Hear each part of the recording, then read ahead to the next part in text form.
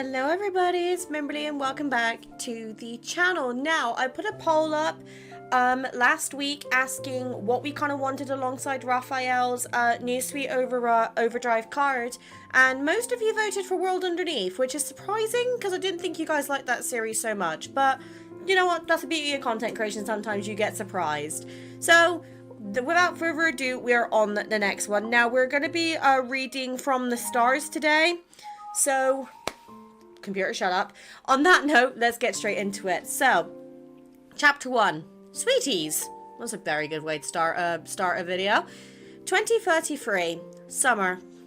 1 salted egg yolk cheesecake and 1 chocolate chiffon cake. Jeramiah, standing by the corner of Sweetie's cake shop, leans slightly forward. His bright eyes follow the girl behind the counter. You've been coming here a lot recently, Jeramiah. Are you addicted to cakes now? Jeramiah's eyes dart around as he reveals a slightly goofy smile. Maybe. 2 boxes of beautifully wrapped cakes are placed in front of him. Jeramiah pays and then pushes the cheesecake back. This is for you. The girl is taken aback, a hint of surprise flickering across her face before she quickly recovers. If you keep doing this, my dad... my boss will say you're playing favourites. He'll be upset that you're only treating me and not him. She turns to look at the middle-aged man behind her, who's busy decorating cakes with a piping bag. She turns back and shrugs at Jeramiah. It's a secret then, Jeramiah whispers, leaning close. Oh, sorry, Loki's playing with Steve. He's been attacking the piñata lately. Don't ask. This is Jeramiah from the Planetary Shuttle Squad 2 requesting a secret cake exchange with Squad 1 member Bella. Please respond, over. The girl chuckles and quickly covers her mouth and whispers, Squad 1, Bella, message received. Beginning cake transfer, over. Okay, Jeramiah, your friend is still waiting outside. Don't keep him waiting. I'm going, Jeramiah says, his tone suddenly a little awkward. By the way, you haven't forgotten about the dinner at my house on Sunday, right? Wait, is Jeramiah got a crush or something? Ding, ding, ding. The door of the cake shop closes. Xavier, who had been waiting for a long time, glances at Jeramiah. I thought you said you couldn't get used to Earth food. Oh, Jeramiah says, waving his hand. I bought it for displaying purposes. Xavier raises an eyebrow. Before he can say the words Jeramiah knows is coming, Jeramiah quickly pats his shoulder. Come on, teach me how to make some Earth dishes. You've been researching recipes recently, right? Oh God, Xavier, do not teach Jeramiah to cook, for God's sake. Right, chapter 2. Home. Bella loves marigolds. I want her to see them when she comes over for dinner, Jeramiah says, holding a vase as he passes by Xavier. He peeks out from behind the orange blossoms. Where do you think I should put it? At the door? By the dinner table? Or on the balcony? After being asked the same thing for the 23rd time, Xavier glances at the door, adorned with plants, then at the dinner table, surrounded by fresh flowers, and finally at the balcony that can only be described as a sea of flowers. I think there's no space. Really? Baffled, Jeramiah looks around the house he rented a week ago. I didn't think it was this small when I saw it. You could hold it, Xavier suddenly says. Huh? Hold it and give it to her when you open the door. Jeramiah scratches his head. Oh, we're just friends. I don't want her to misunderstand. He turns to Xavier with a playful grin. Have you used this trick before? Xavier glances at him. What? What do you mean, what? Don't play dumb, Jeramiah nudges him. Xavier walks to the sofa, picks up a magazine, and sits down. Fine, don't tell me then. The oven in the kitchen signals the food is ready. Jeramiah insisted Xavier stay for the dinner he set up to greet his friend. His reason? It adds a human touch. Uh-huh. Wearing oven mitts, he takes out the baked cheesy rice and sets it down in front of Xavier. Bella says that since we've met, we should make a mark in each other's lives. Otherwise, there's no point in meeting. Suddenly, it starts pouring outside. Xavier stares at the drenched sky and silence envelops the room. Come on, help me taste this. I've been taste testing this for the past few days. I can't even tell if it's good or bad anymore. Xavier looks away from the window and scoops up some rice covered in cheese and tomato sauce. The spoon is connected to the bowl via a string of teeth. It's alright, needs a bit more salt. Really? Jeramiah frowns, eating a spoon for himself. Even after coming with the backtrackers to this place over 200 years ago, he still can't fully understand the diverse tastes of the Earthlings. So this is when they've just landed on Earth, huh? Well, I say just. This is them, like, adapting to it, I suppose. But since Xavier suggested it, there must be a reason. He nods. I'm just treating her to a meal. When Aizawa was looking for us before, she helped cover for me. I know nothing can happen between us. We don't age the way people do here. It wouldn't be fair. As Jeramiah eats, he rambles on, not even realizing the unease hidden in his voice. Don't worry, I don't have any ulterior motives. Besides, I haven't finished my main task yet. I'm the one who has to fix the spaceship's launcher, right? The rain outside is relentless. Through the window, the raindrops seem to be capable of piercing through anything. They crisply pitter-patter as they hit the glass. Xavier puts down his spoon, wipes his mouth, and stands up. Forget it. You haven't fixed it in 200 years. You might as well focus on dating. What? In a flash of light, Xavier disappears along with the newly modified accelerator Jeramiah had on the table. He sighs and takes the dishes back to the now empty kitchen. If someone told him hundreds of years ago, back when the Backtrace 2 was riddled with holes from an asteroid as they were in cosmic turbulence, he would face the mundane problem of greasy dishes, he would have laughed. He understands Xavier's indifferent reaction. As the leader of the Backtrackers, Xavier must have seen more of his former companions leave compared to Jeramiah. Asteroids, turbulence, and the collapse of wormholes couldn't tear Traceback 2's team apart. With Xavier there, they managed to break through the universe's most impregnable space-time barrier. Yet such an invincible team eventually dissolved into the mundane times of this era, from a loved one handing them flowers. The radio behind Jeramiah switches from its regular program to a news broadcast. This year isn't over yet, but we've already predicted that this will be the heaviest, most widespread rain, as expected to end on Saturday. Sunday will be sunny. It will be perfect for a trip. Let's look forward to a wonderful weekend. He turns off the TV and walks onto the flower-filled balcony. There's a tranquil sunset, no monsters, no fluctuations, and no need to fight in the cosmos. Living like this is the reason why many people left the Backtrackers. Maybe those who left just missed home too much. Oh God. Chapter 3, Waterfall Inside Forest. After leaving Jeremiah's fabricated home, Xavier walks under the moonlight to a secluded forest on the city outskirts. Behind the dense forest and the signal blocking zone is the largest cosmic signal transmission and reception station. It was secretly built by Lincoln City.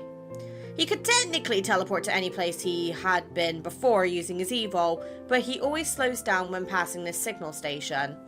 The blue light on the top of the tower flickers, almost blending in with the starry sky. Apart from all that, most of the buildings in the base aren't tall. They're sparsely scattered in the forest clearing. Occasionally, maintenance staff would walk around, their whispers echoing in the distance. Those faint sounds are as comforting as the cosmic white noise they heard when they travelled through unfamiliar galaxies.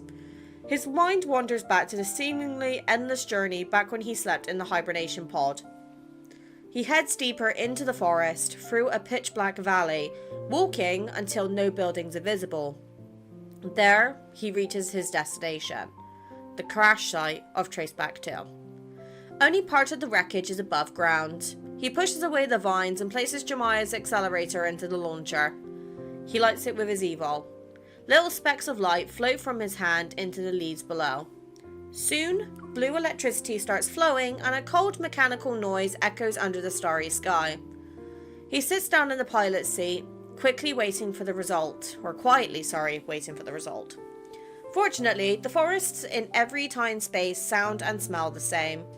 He closes his eyes, thinking about his home.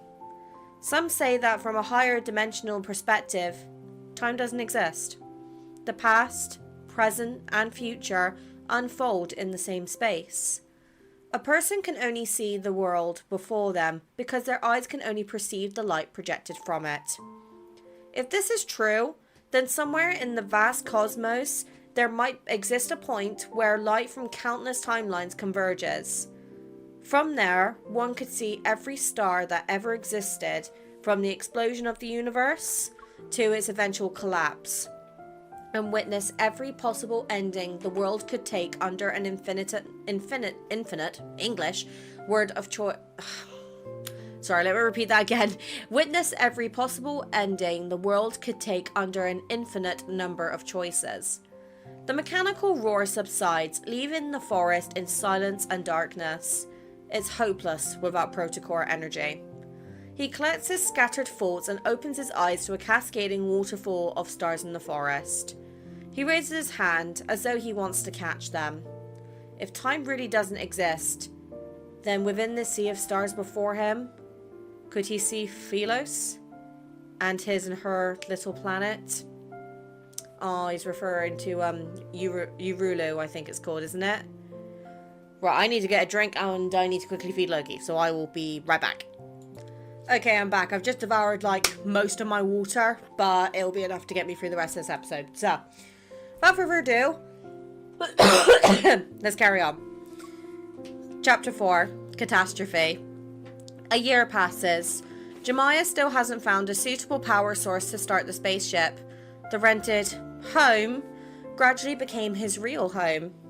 After arriving in this era, several unwritten rules were formed among the backtrackers, such as changing residences regularly and avoiding unnecessary contact. After obtaining the identity of a normal person, Jeramiah loses all contact with Xavier. He did look for him many times privately, but in a way he feels as though this fruitless search might be better. Whether it's because of guilt or not wanting another traitor like Isaiah to trouble Xavier, he doesn't know. Besides, with his current appearance, gloves and an apron, he wouldn't really know what to say if he were to meet his former captain. Wow, so Xavier and Jeramiah they actually had a period they fell out of contact? Interesting. His days drifting in Traceback 2 feel like a dream from a previous life. Jeremiah's biggest worry now is how to give Bella a ring and invite her to live in his home he built for her. Aww. But before he can come up with a satisfactory plan, a 3-day polar night begins. Oh, okay. Right, so we have another polar night here then. He had a bad feeling about it, all of which comes to fruition when at 3 in the morning on the last day, he sees a wanderer. It pierces through the skyscrapers of Lincoln City like a meteor, shooting right through its psychological defenses of its citizens. People who have never seen such a monster are captured by death as they are enveloped in fear.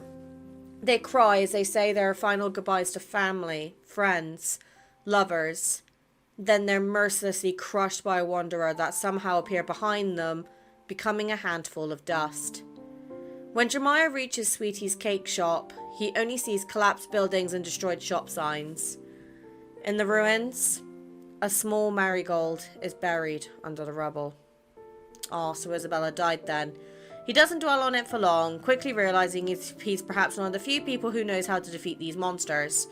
But when he tries to shatter the Wanderer's protocore, as he had done when part of the Order of the Lightseekers, he finds no weapons at hand or within sight. This era is far behind the level of technology they had on Philos. His peaceful life had almost made him forget how to fight. As the monster's roars reaches his ears, he rolls over and watches helplessly as the marigold disintegrates into a dark blue energy wave. Okay, I'm a bit worried that everything has just decided to stop. Hopefully my phone is not dying on me. And I correct myself, it's dying on me. Okay, hold on. Okay, don't know what happened there. It just decided to randomly disconnect, but we're back now. In the early days of the catastrophe, he briefly worked with Xavier in the most devastated areas. And standing in the middle of a severely damaged road, Xavier rescued a girl and soon disappeared after. Jeramiah knows he must have found her. So this was during the coronavirus catastrophe then, when MC talks about being saved by a flash of light, right? It's gotta be. The disaster lasted much longer than anyone imagined. On January the 1st, 2035, the Hunters Association was officially established. The president announces in the January 1st agreement that they may have to coexist with Wanderers. The newly rebuilt Azure Square broadcasts this historical moment on a giant holographic screen. Jeramiah is in the crowd when it plays. It feels as if an agent spaceship has finally landed, and the real traceback mission has just begun. Last chapter, so chapter 5, Philo. In 2037, Lincoln City mostly rebuilt itself at an almost incredible speed. After mastering the purification and use of protocore energy, it's even more prosperous than before the disaster. Xavier walks around a corner and is hit by a floral scent. He looks up to see a flower shop called Philo. Its golden marigolds spill out onto the street. It's all very familiar. He vaguely remembers this used to be a cake shop. So Jeramiah took over the shop that got destroyed during the coronavirus catastrophe where Isabella worked and turned that into Philo's? Oh my heart! The shopkeeper, carrying a potted plant, pushes open its glass doors. His greeting is caught in his throat at the sight of Xavier. I bought this place, so I'm living here now. The backyard is a greenhouse, and the third floor is a workspace. Jeramiah invites his long-lost friend into the shop and serves 2 cups of hot tea. The spaceship's launcher is... Did she eat dinner at your place that weekend? Xavier unexpectedly interrupts him with a long-lost memory, leaving Jeramiah somewhat at a loss. Ah, you mean Bella. He scratches his head. She did, and she immediately noticed that I rented the house. Bella said no one would clear out a house until it's only filled with flowers. She knew who I was from the start, and said she saw me when she was a child. She also said that she'd like to see my real home if she could. Jeramiah touches a small ring he wears on a necklace as he speaks, and then tucks it back into his collar. Enough about me. How are you? Do you need a new identity? I can get you one. Xavier shakes his head, walking over to a cluster of blue flowers. In the center of the 5 petals is a small yellow star. Wavy leaf sea lavender. He hasn't seen one in a long time. I won't lie, I felt quite guilty these past 2 years. It seems like everyone had a reason to give up and leave halfway except you. Well, you did too, but you wouldn't because no one could replace you. We all thought that you'd still make it to the end, even if you were the only one left. It's cruel, but sometimes I think those of us who left early can live their lives in peace as long as you're still holding on. You can always choose what life you want to lead, Xavier says softly. It's as if tiny suns illuminate the slightly wilted petals. Have you gotten used to Earth food? Jeramiah stands up. Captain, can I come back? Xavier looks at him, seemingly thinking his question is unnecessary. Just do what you think is right. By the time Xavier leaves Philos, night has already enveloped the newly built Lincoln City. On the overpass, Xavier looks down at the endless stream of cars and hurried pedestrians. Everyone is absorbed in their journey, and not a single person pauses to gaze at the stars above. Of course it's late. Everyone is rushing home, like how all life ultimately returns to where it came from. No matter what he chooses, his fate always remains the same. Xavier, you already found her, right? So why don't you settle down somewhere? As he leaves, Jeremiah's words echo in his ears. His gaze falls on the distant skyscraper. Over the years, the light pollution in Lincoln City has become increasingly severe, making it impossible to see anything. He remembers the waterfall of stars he had seen deep in the forest. That's his last memory of his distant homeland. Maybe this time, he can settle down. If possible, he wants a place where he can see the stars. Hot damn. Okay, right. That has put so much more perspective into Jeremiah and Xavier's relationship. I did not realize that they'd actually ever had like a break from each other. So that's really opened my eyes really to Xavier's story, and the fact that, you know, we mentioned about Xavier being like the kind of the celestial character for quite a while, because and a lot we do joke he's an alien, but let's face it, he's human, but he's not at the same time, because he's a human basically from another planet. And obviously he ages differently, which is why, you know, when MC is talking about, oh, you know, Lumiere was 200 years ago, that's because Xavier age is completely different from MC. And it does raise the question of how would a relationship work with those two today. Like, if say for example at the end of the game you had to pick a love interest, God forbid that happens, because I think a lot of us would be screaming at that point. Let's say, for example, MC chose Xavier, right? She would be aging completely different from Xavier. So unless she had some sort of way to basically immortalize herself, which could potentially be possible, you know, depends on, you know, the protocol in her heart and everything, I'm not sure how that would even work. So let me know what you guys think in the comments about that, or like just generally about this one, because I think Xavier is kind of one of those characters you have to do a lot of digging to understand the lore, just because it goes back so far. But this is making me want to read the others a lot more now, actually.